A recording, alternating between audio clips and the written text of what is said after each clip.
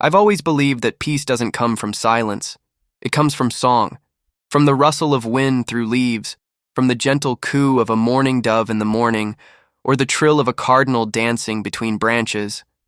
That was my little slice of paradise.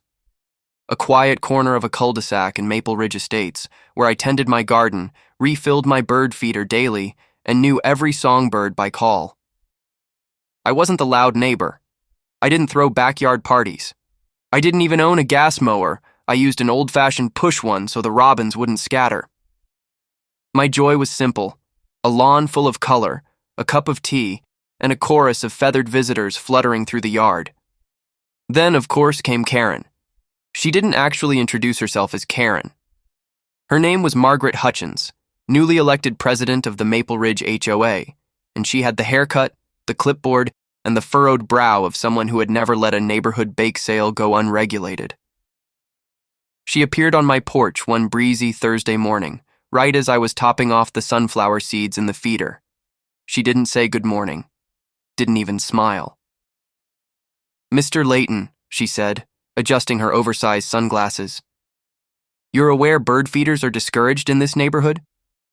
"Discouraged?" I said, confused. "I've had this up for years. The previous HOA never mentioned anything." "That was before this year's pest control assessment," she said, handing me a photocopied memo. "Rodents, raccoons, scavengers, feeders bring in more than just birds. We can't have that kind of thing attracting wildlife into a residential space." "Isn't that what nature does?" I said with a polite smile. "Attract wildlife?" She didn't laugh. Karen, as I would soon call her in my head, didn't seem the type to laugh at anything that wasn't HOA approved. "I'm just giving you a courtesy heads up. You'll receive a formal notice in the mail." She turned on her heel and left before I could respond. I stood there, sunflower seeds in hand, watching as a chickadee landed on the feeder as if nothing had changed. But everything had. The first letter. 2 days later, I got the letter.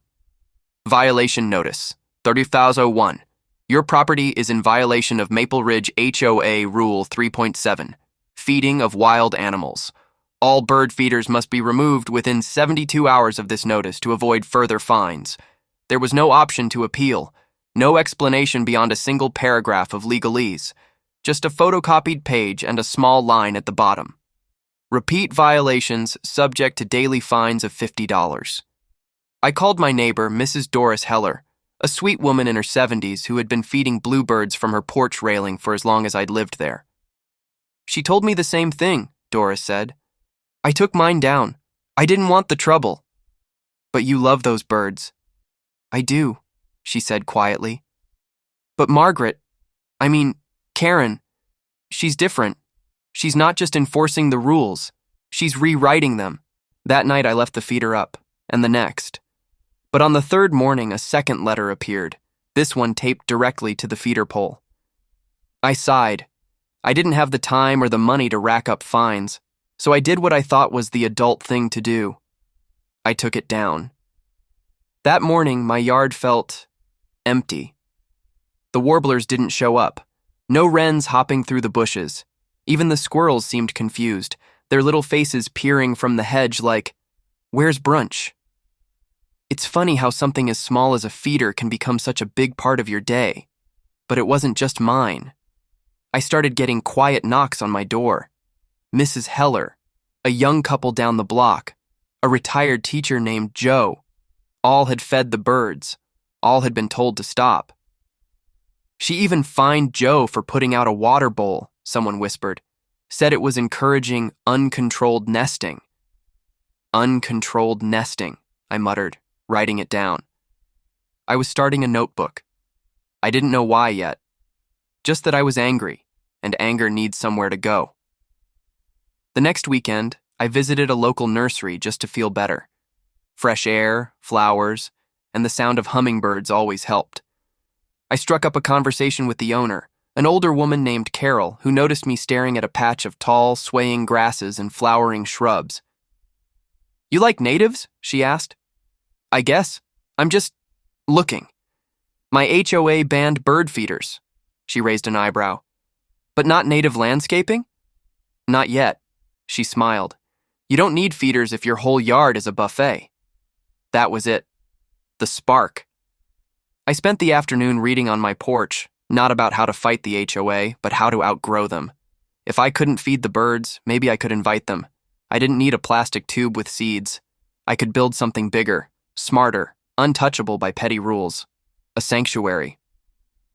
The next Monday, I submitted a landscaping request to the HOA.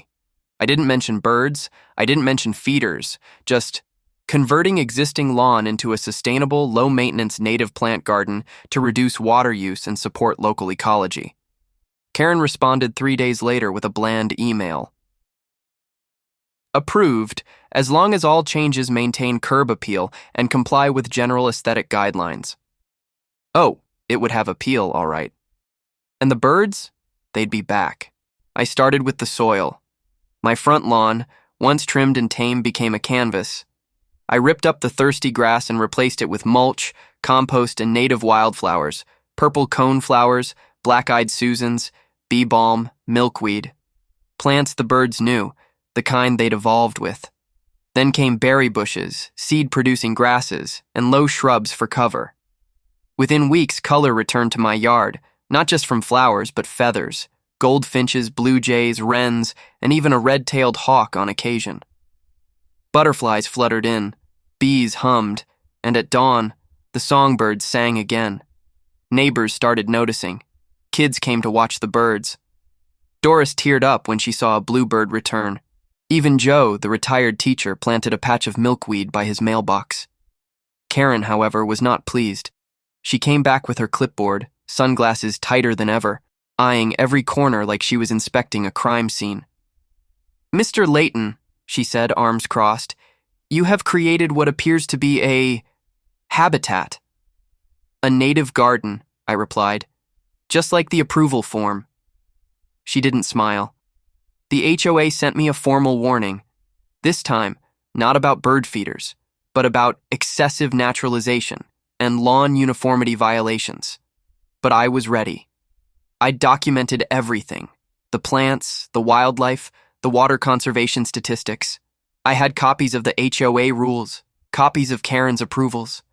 I even had support from a local conservation group that agreed to back me. Then the local paper ran a story: "One man's bird battle with the HOA." The article featured a photo of a goldfinch perched on my bee balm. My lawn wasn't just mine anymore. It had become a statum. At the next HOA meeting, neighbors packed the room. Some brought photos of the birds. Others wore shirts with little bird logos. Karen tried to push a new rule through banning uncontrolled landscaping, but it backfired. A vote was held. She lost. Doris, bless her heart, was nominated as interim president. And the final cherry on top? The Audubon Society officially recognized my lawn as a certified bird sanctuary. They gave me a plaque. I mounted it on a post in the yard, right where the old feeder used to be. Karen hasn't walked past my house since. Now, every morning, I drink my tea surrounded by flutter and song. Children visit. Neighbors plant their own native flowers. Even the HOA newsletter featured a section on sustainable landscaping tips. All because one woman tried to take away a bird feeder. She thought she could silence the birds. Instead, she gave them a sanctuary.